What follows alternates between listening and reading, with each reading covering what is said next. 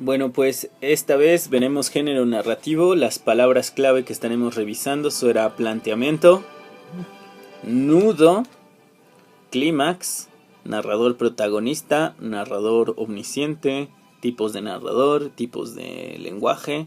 Y bueno, pues con esto comienzo la clase, espero les guste y los dejo con un poco de buena música.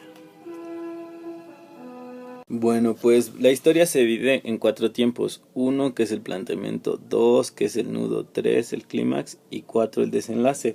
El planteamiento pues es cuando empieza a suceder la historia, se narran los acontecimientos, los hechos, lo que va a suceder en sí. El nudo es cuando está de pronto un problema versus otro problema y se encuentran, son dos fuerzas que se encuentran para explotar casi. Y entonces el clima, cuando está una fuerza y luego está la otra fuerza, el clímax va a ser el punto de mayor tensión de ambos, tan tensión que casi hay fuego. Y el desenlace va a ser simplemente cómo se termina esta acción, cómo se logra realizar para bien o para mal, o cómo se logra conflictuar de menor manera lo que se vendría siendo el clímax y cómo se desenvuelve y se logra terminar. Otro elemento importante de la narración siempre va a ser el narrador. El narrador protagonista va a ser aquel quien nos cuenta su propia historia. El narrador protagonista puede ser aquel que cuenta una historia visto desde una tercera parte. Puede ser omnisciente, que todo lo sabe, que todo lo conoce, y el testigo que nada más está viendo lo que sucede y nos relata. Entonces tenemos estos dos tipos de narradores en tercera persona. El omnisciente todo lo sabe, el testigo que nada más está narrando lo que ve sin saber por qué pasa o cómo pasa, simplemente lo que está viendo. No puede ir más allá de lo que él cree, de lo que él sabe, de lo que él intuye. No nos da mayor referencias acerca de la narración y el protagonista siempre, todo el tiempo nos va a cuestionar y nos va a decir lo que él está haciendo. Será su propia historia y la podrá contar en tercera persona o en primera persona.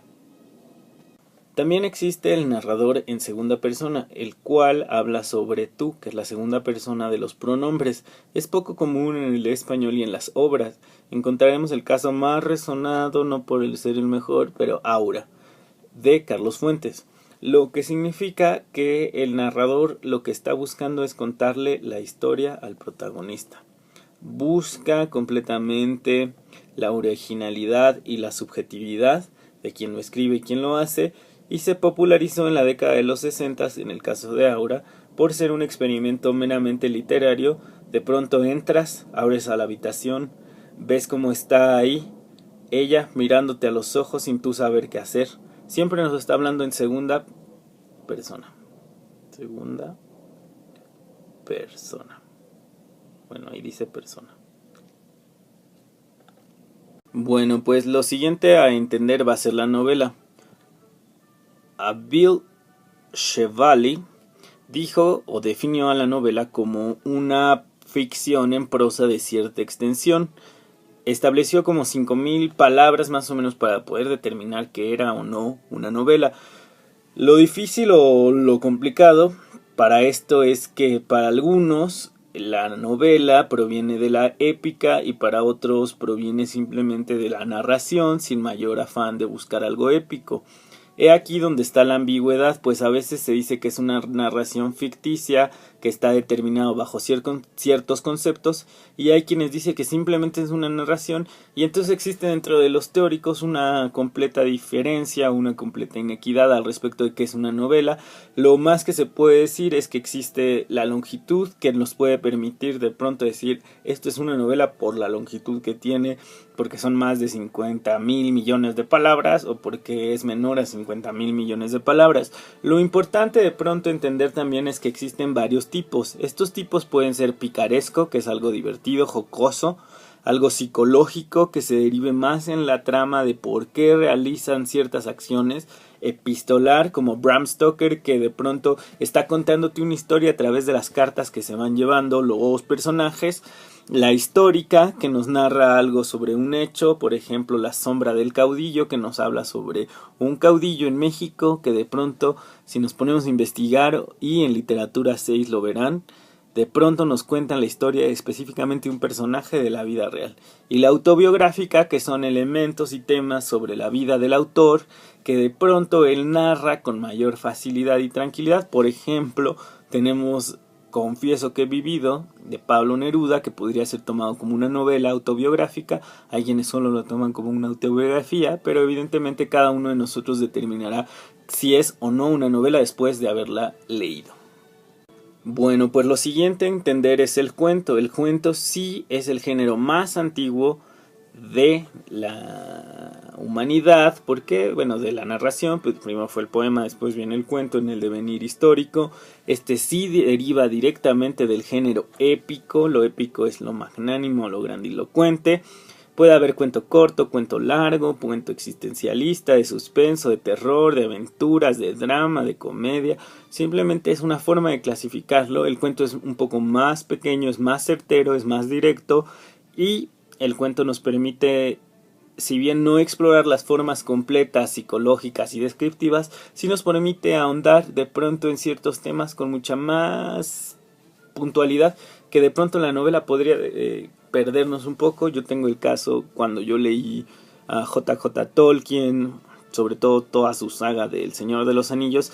De pronto a mí me molestaba mucho que era descriptivo y que no podía decirme las acciones que pasaban y todo lo solucionaba en unos cuantos capítulos. Espero que no les pase esto y ustedes puedan decírmelo de manera diferente. O por ejemplo tenemos el cuento o los mayores cuentistas, que son los hermanos Grimm, que de pronto nos narran una historia brevemente y nos dan elementos que nos permiten confrontarnos hacia la realidad y hacia lo que creemos que es ella. La siguiente cuestión de la narración es la leyenda. La leyenda siempre va a ser popular completamente. Se transmitió en una primera historia o en una primera forma de manera oral, a través de los juglares y demás. Y esto es importante, puede estar basado o no en una persona, puede ser real o no real.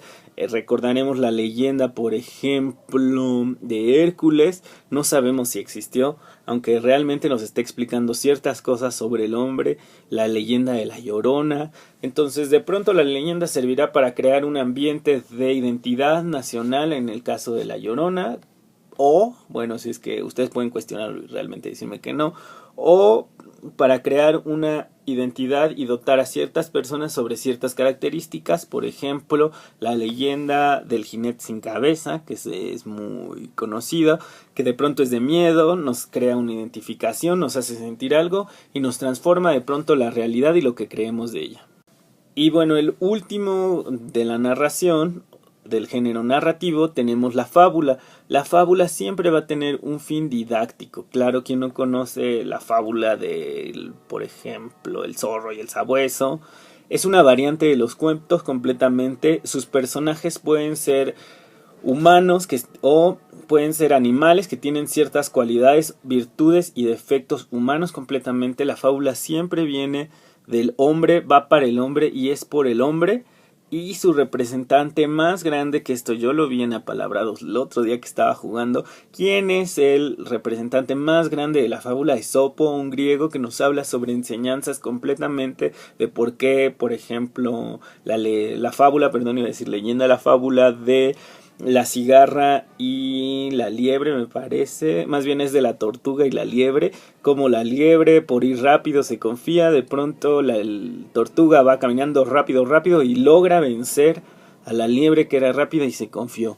Narra una historia con una finalidad, con una enseñanza moral, como a no ser flojo y no confiarse en que el último momento se puede realizar todo y solo por unas cualidades mayores lograr trascender, como en el caso de la liebre y la tortuga.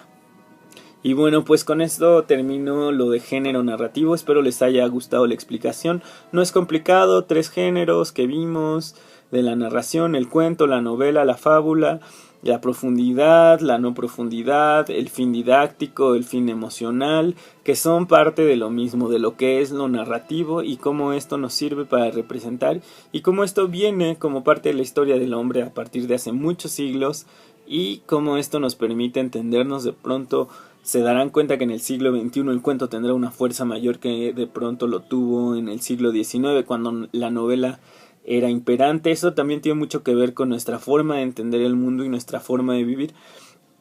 En ese sentido, piensen ustedes ahora en esta época donde tenemos poco tiempo para leer, ¿qué nos acomoda más? De pronto leer una novela o leer un cuento que es rápido, sencillo en algunos aspectos, que es muy complicado en otros, y nos permite entendernos. Entonces, bueno, al final estos son los temas que vimos: el género narrativo proveniente de la, pues no poética iba a decir, pero más bien proveniente directo de la prosa, y cómo esto repercute e influye. Pues me despido, chicos, espero les haya gustado la clase de hoy, creo que hemos tenido buenas sensaciones, y pues les mando un saludo a todos, pásenla bien.